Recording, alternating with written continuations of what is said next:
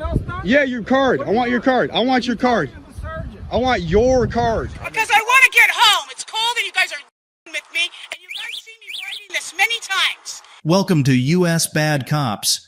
We're diving into two of the worst cases of police officers caught on camera. If you're passionate about justice, hit that like button, share this video, and comment with your thoughts. If you like this video, press 1. Mr. Shared encountered Officer Pete Stoche and Sergeant Richard Baser of the Genesee Township PD while riding his motorcycle in a school parking lot after hours in Genesee Township, Michigan. Officer Stoche approached Mr. Shared first, but things escalated when Sergeant Baser arrived. Is that a felony or a misdemeanor? Listen, we're not going to debate here on camera, okay? You're going to answer my questions, okay? And you're going to provide me your identification. Am I legally obligated to? You're being detained right now, yeah. What crime am I being detained for? I need to know what crime I'm... Where's your bag over here? You're littering. I'm littering? You put the bag down over there, but yet you're not saying nothing about it. Are you going to de-escalate this, sir? He pulled me over and asked me what I'm doing here, and if I go to school here... Do you go to school here? No, I don't go to school here. But then he asked me why I'm leaving. I said, I'm just riding around the parking lot. And now he's asking me questions, saying I'm littering and I'm being detained. And I'm being detained. You dropped the bag over there. You can't even answer a question. I'm not legally obligated to answer your questions. What's your name and your badge number? That's statute. Is that what you tell the judge? Yeah, that's what I tell the judge. Can you de-escalate? Can you de-escalate this situation? You need to stay away from me. First, it's 6 feet. What do you tell the judge? I don't have to tell the judge. I'm a private citizen. Talk to the sergeant here. Are you the sergeant? I am the sergeant. Thank you. Okay. Thank you for de-escalating this. Okay. What's your name and badge Sergeant number? Baser. I'm with the Genesee Township Police Department. Thank you for being professional. All right. Is this your vehicle? Hold on. I don't request any searches or seizures of my property. It's your bag and you left it Is it there. your bag? Yes or no? Is it your bag? Yes or no? Yes, it's my bag. Okay. You put my bag down, dude. Why did you throw it down? I don't have to answer your questions. I'm not illegally obligated to answer your questions. In Michigan, Mr. Shared was accused of littering after leaving his bag in a public area. The definition of litter in Michigan is broad, encompassing various materials and even vehicles, but it's not always clear-cut, especially with the possibility of deviating from literal interpretations to avoid absurd outcomes. Officer Stoche searched the bag, claiming it was abandoned, but this could violate the Fourth Amendment, which protects against unreasonable searches. Additionally, Sergeant Baser mentioned obstruction charges for Mr. Shared's refusal to show ID, but Michigan law does not require it without valid cause, and obstruction involves intentional interference with police work, which wasn't evident here. Mr. Shared contested the search and the threat of obstruction charges, arguing that the officers had no valid reason for their actions. This incident raises concerns about law enforcement overreach, highlighting issues with misinterpretation of laws and potential abuse of authority. I come here and I practice riding my motorcycle. Okay. I take my bag off and put it right there so I'm not riding with it on me. Okay. All I did was pull up, check my tire pressure, put my bag down, okay. And he came up to me asking questions saying I was being detained. That's an illegal detainment.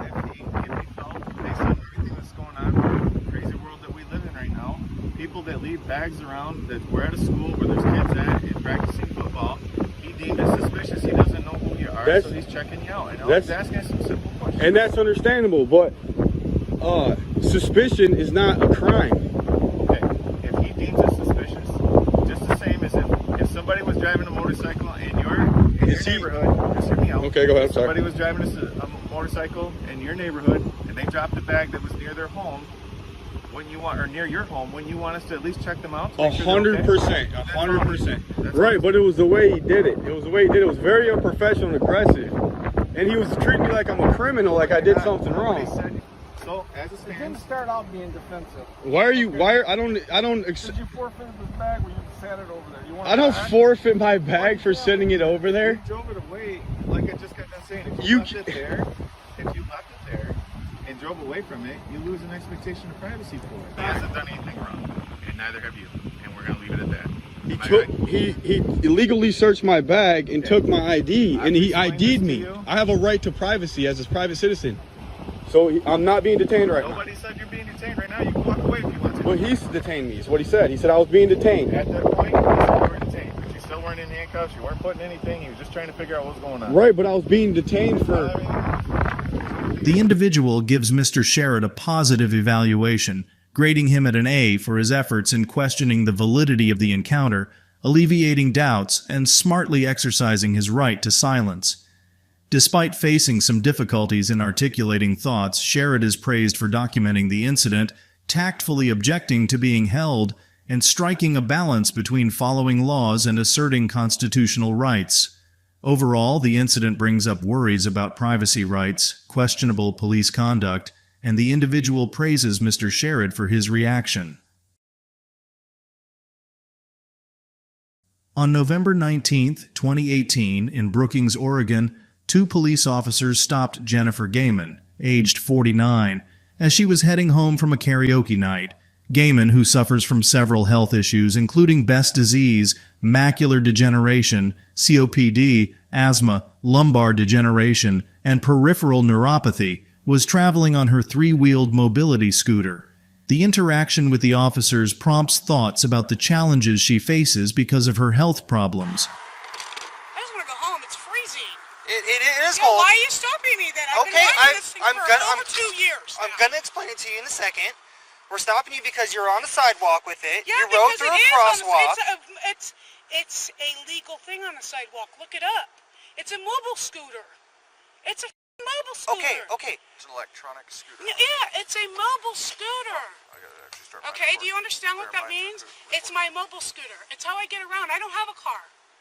Okay? It's still an It's like electronic it's like Ira's. Is there a He reason goes you're on. yelling? Yeah, because I'm getting pissed off. Why are you getting pissed Because off? I want to go home. You guys are pulling me over for no reason. We're on It's a like lawful traffic Ira's. stop. It's like Ira's. You know Ira, the blue guy with the guys riding around? It's exactly like his, except it's got 2 seats. That's all it is. It's an electronic Why? scooter. Exactly. Do you deny that it's an electronic scooter? It's not an electronic scooter, and I can ride it on a sidewalk. Is it gas powered? No, it's not gas. Okay. I So gotta it's go. electronic. I'm cold. You guys are cold. You're not free to leave. Yeah, I am. No, you're No, you're not. not. free. Yeah, I am because you legally cannot stop me. You're lawfully detained right now. You are For what? literally on a lawful For traffic what? stop. You see those red and blue lights? For what, though? Are you going to Give let him me. explain it? Yeah, because you don't have a reason to. You guys are legally.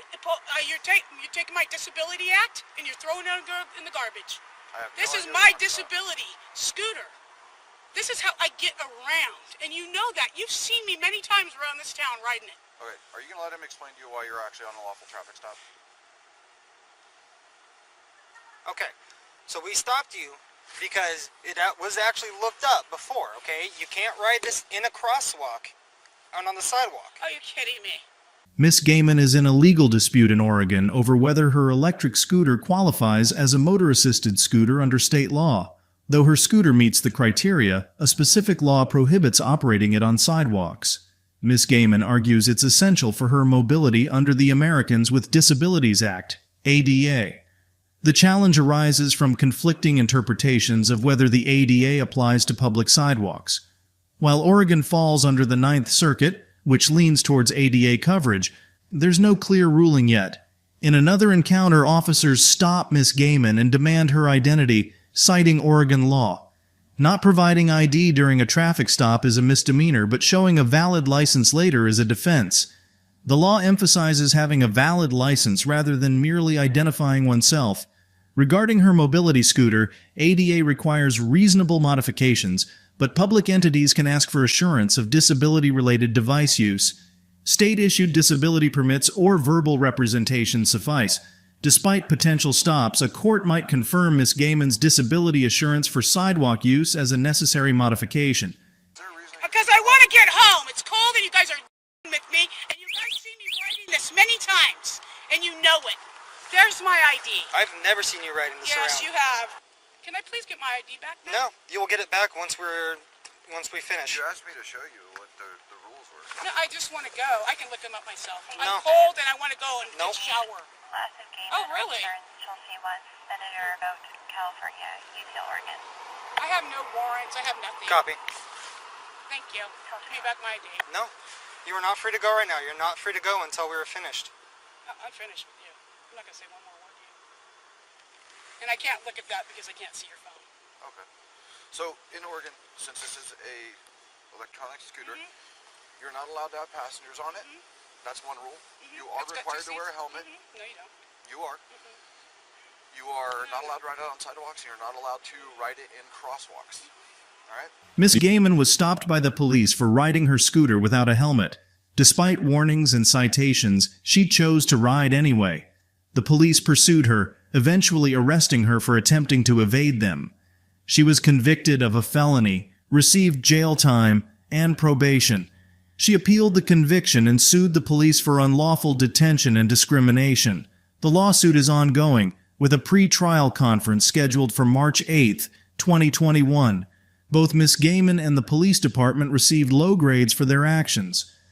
While the officers may have qualified immunity, Miss Gaiman's discrimination claim complicates the situation. This serves as a reminder that resisting arrest can result in legal consequences. On October 25, 2020, Deputy Mark from the Flathead County Sheriff's Office led an investigation into a mysterious mission involving Eli Tully in Kalispell, Montana. Eli had been arrested earlier on October 10, 2020, for assaulting a minor and was held in the Flathead County Detention Center. As Mark approached Eli's house, the property owner, Jacob Norris, noticed him and confronted him, adding tension to the situation. Hello. How are you? Not too bad. How about you? Good. Can I ask what you're doing here? Yep. Give me 1 second. Dispatch that copy. Yeah, This is Mark. just for, I don't deal with you guys, so. Well, that's okay. I'm recording too. Okay, good. Yeah, I'm Mark with the Sheriff's Office. I'm looking for an Eli Tully by chance. Do you recognize that name? He's in jail. He's in jail? Yeah. Okay. So the reason I'm contacting, there's a white Ford Expedition down there at the school. Oh, okay. So it's parked down there. It looks like it's been there for a bit. Yeah, he's in jail. Okay. Yeah. Do you know who the car belongs to? That's Eli's. How'd you get in? Through the gate. Well, it was locked? There was a chain on it, yeah. Okay, it was just, all right. Jesus, man. Unbelievable. Thank you. Yep.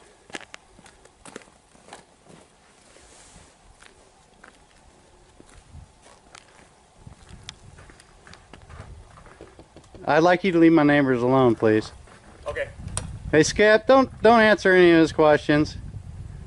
So, yeah, there's a car that's parked down there that has a piece of mail in it that comes back to an Eli Tully at this address. Yeah, So, so what's that? that's not me. No, I understand that. I'm just making sure everybody's okay, but he obviously doesn't want to help me out in any way. So, do you know who the car belongs to? God, you guys are putting me on the spot. I don't. You're trespassing right now. I'd like you to leave my property, I'm not please. trespassing. You came through a locked gate, and this That is ain't private property. trespassing. It's marked all Okay. over the place that you Perfect. Thank you. private property. Okay, call and file a report. Sorry. You don't want to answer any questions either? What's your name and badge So number? What I'm trying to figure out is just whoever The has guy the doesn't car live is here okay. anymore. Okay, Let's and he's put it currently that in way. jail? As far as I know. Okay. Yeah. And it's his car? We don't answer I any don't know. questions. Okay. Have a nice day, officer. I'll leave when I'm done. Deputy Mark broke into a property through a chained gate, raising questions about Fourth Amendment violations, which protect areas around a home, curtilage, from unwarranted searches. However, the 1984 Supreme Court case Oliver v. United States ruled that open fields don't require a warrant, and the 1987 case United States v. Dunn outlined 4 factors to distinguish curtilage from open fields: proximity to the home, enclosure, nature of use, and steps to shield from observation. In this case, Deputy Mark's actions could be problematic if the property he entered is considered curtilage. Moreover, he refused to leave when asked, even though the knock and talk rule allows residents to request that police leave without a warrant. In Montana, refusing to leave when asked could be considered trespassing. The legal implications depend on whether Deputy Mark's actions constitute a violation of the Fourth Amendment. It's unclear whether Mr. Norris, the property owner, will file a complaint or pursue legal action against the deputy. Okay. Well, I appreciate your time, sir. Okay. And what's this guy's name? None of your business. Yeah, it's up to him. Gotcha. Sorry. Okay. Well, if I was living here, I'd probably find a new place to stay because this is ridiculous. So, have a good day. You too. Okay, this is harassment now. I'd like you to go. Yep, it's harassment.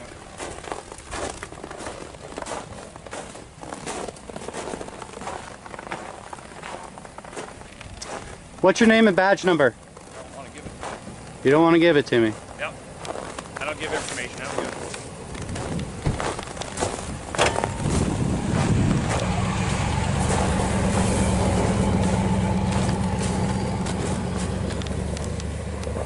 Good. Deputy Mark's actions could compromise the evidence he gathers due to potential illegality. Conversely, Mr. Norris is being praised for maintaining composure and asserting his rights without resorting to hostility. While it's uncertain whether he'll lodge a formal complaint, Mr. Norris deserves recognition for his adept handling of the situation, particularly considering he isn't an official First Amendment auditor. Thanks for watching our video on the 2 worst police officers ever caught on camera. If you liked it, hit the like button, share it with your friends, and leave a comment. Don't forget to subscribe and turn on notifications so you don't miss out on future content.